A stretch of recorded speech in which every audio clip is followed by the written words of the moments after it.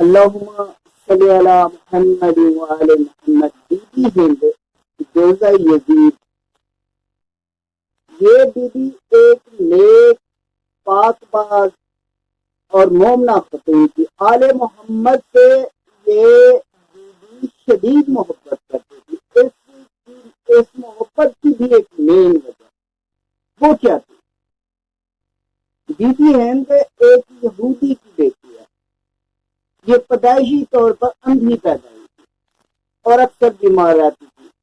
اس کا باپ اس کے علاج کی غرض سے جانے کہاں کہاں گیا، بڑی دور دور تک جاتا رہا اس کی علاج کی غرض سے، لیکن یہ کہیں سے ٹھیک نہ ہو۔ اس کی ملاقات مدینے میں حضرت سلیمان فارسی سے گئی، اس یہودی کی ملاقات، یعنی بی بی ہند کے والد کی ملاقات حضرت سلیمان فارسی سے ہو گئی۔ حضرت سلیمان فارسی نبی کریم علیہ السلام کا صحابی ہے۔ یہ اسے فارسی اس لیے کہتے ہیں، یہ ایران سے چلا تھا، ایران کا پرانا نام فارس ہے۔ ایران میں یہ آتش پرست تھا، شام پہنچا تو یہ عیسائی ہو گیا، لیکن اس کے دل کو سکون نہ ملا تو دل کے سکون کی تلاش میں یہ مدینہ پہنچا، وہاں آ کے یہ مسلمان ہے۔ یہ اتنا عظیم صحابی رسول ہے کہ نبی کریم علیہ السلام اس کے بارے میں فرماتے ہیں سلیمان فارسی ہماری آل میں سے ہے، اور نبی کریم علیہ السلام کی آل بھی حضرت سلیمان فارسی سے شدید محبت کرتے تھے، اور حضرت سلیمان فارسی کی تو محبت کی کوئی حد ہی نہ تھی، بڑا احترام کرتا تھا آل محمد کا۔ یہ یہودی نے اسے سارا ماجرا سنایا کہ میری بیٹی پیدائشی اندھی ہے اور بیمار بھی رہتی ہے، میں ادھر ادھر ہر جگہ بھٹکتا رہا، مجھے کہیں سے کوئی فائدہ نہیں ہے۔ تو اس حضرت سلیمان فارسی مسکرائے، اس نے کہا کہ تو غلط طبیبوں کے پاس جاتا رہا ہے، پیدائشی اندھے طبیبوں سے ٹھیک نہیں ہوتے، عام طبیبوں سے ٹھیک نہیں ہوتے، انہیں ٹھیک کرنے کے لیے ایک امام کی ضرورت ہوتی ہے، ایک نبی کی ضرورت ہوتی ہے۔ ایسے پیدائشی اندھے کو ٹھیک کرنے کے لیے نبی اور اماموں کی ضرورت پڑتی ہے۔ اس نے بتایا وہاں چلے جاؤ، علی کا گھر آئے گا، وہاں مولا علی ہوں گے، اسے جا کے اپنا مسئلہ سناؤ تو وہاں سے آپ کو شفا مل جائے، ٹھیک ہو جائے گی آپ کی بچی۔ اس نے پتہ لیا حضرت سلیمان فارسی سے اور مولا علی کے پاس پہنچا۔ یہ اپنا ماجرا سنا رہا تھا مولا علی کو، تو مولا علی نے اشارے سے اسے روکا اور مولا حسین کو بلایا، مولا حسین کو بلایا اور کہا اس بچی کو ٹھیک ہے۔ آپ نے پانی میں ہاتھ ڈالا اور وہ پانی اس کے چہرے پر چھٹکا ہو گیا اس پانی، اور یہ جو پیدائشی طور پر اندھی تھی یہ ٹھیک ہو گئی، دیکھنے لگی۔ اس بچی نے کہا میں اب ٹھیک ہوں، مجھے نظر آ رہا ہے، لیکن میں حیران ہوں کہ میرے سامنے وہ مخلوق ہے، مخلوق خدا ہے جسے میں نے زندگی میں کبھی نہیں دیکھا تھا۔ یہ وہ نورانی چہرے ہیں جو میں جن کا تصور نہیں کر سکتی۔ اس بچی نے کہا بابا میں آپ کے ساتھ جانا نہیں چاہتی، میں بی بی زینب کے پاس یعنی ان کے گھر میں رہنا چاہتی۔ یہودی نے کہا مولا علی سے مولا آپ امام ہے، میں دیکھ چکا ہوں، یہ نبیوں اور اماموں کا کام تھا پیدائشی اندھے ٹھیک کرنا، اب مجھے کلمہ پڑھا۔ تو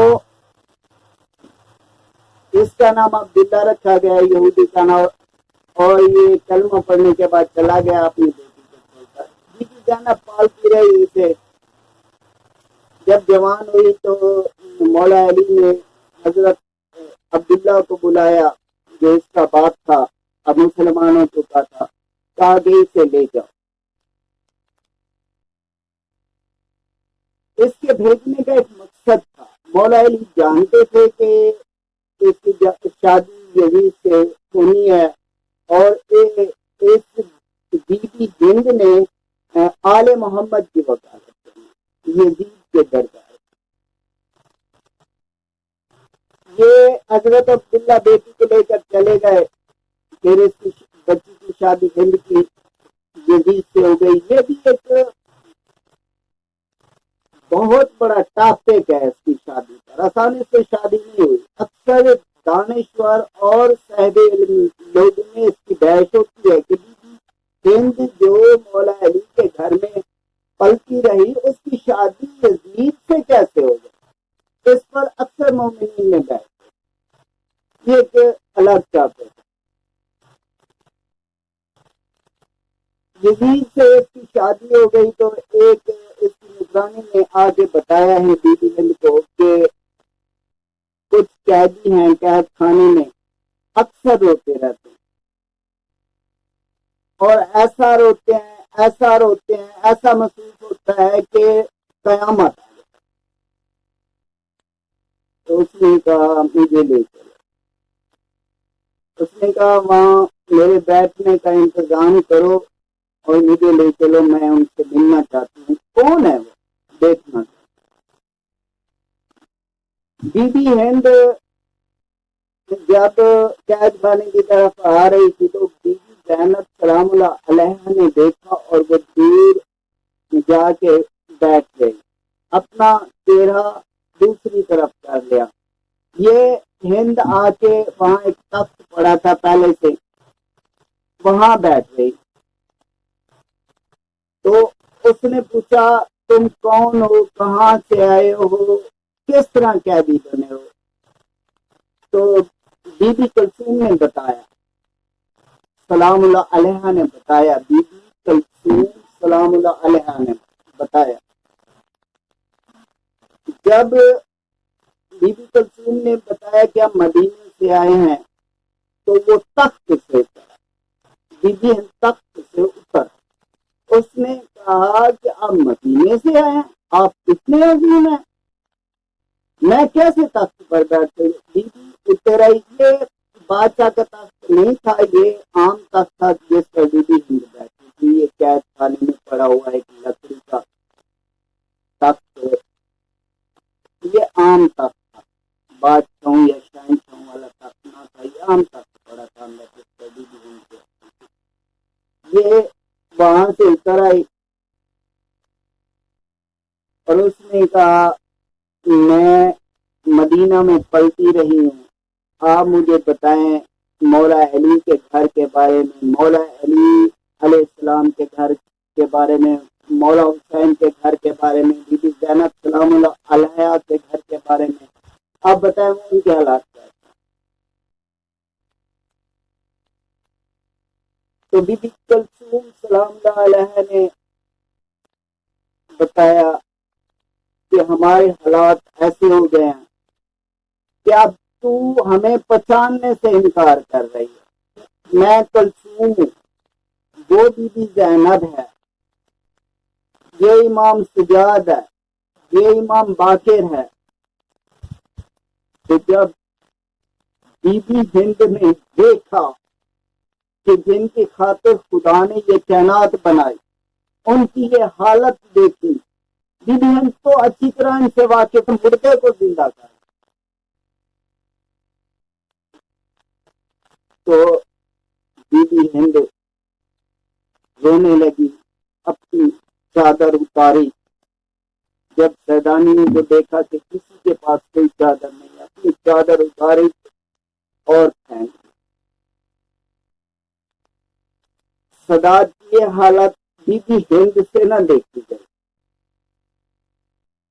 بی بی ہند دوڑتی ہوئی یزید، ننگے سر یزید کے دربار میں پہنچی.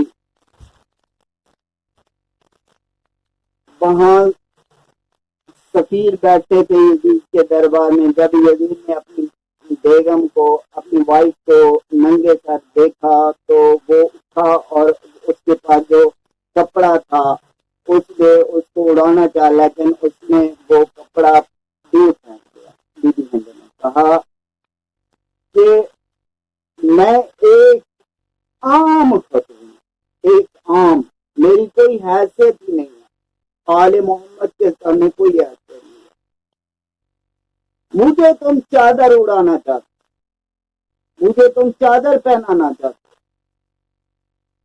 وہ جو کائنات کی مالک ہے، جو آل محمد ہے، ان کے سر ننگے، تجھے شرم نہیں آتی؟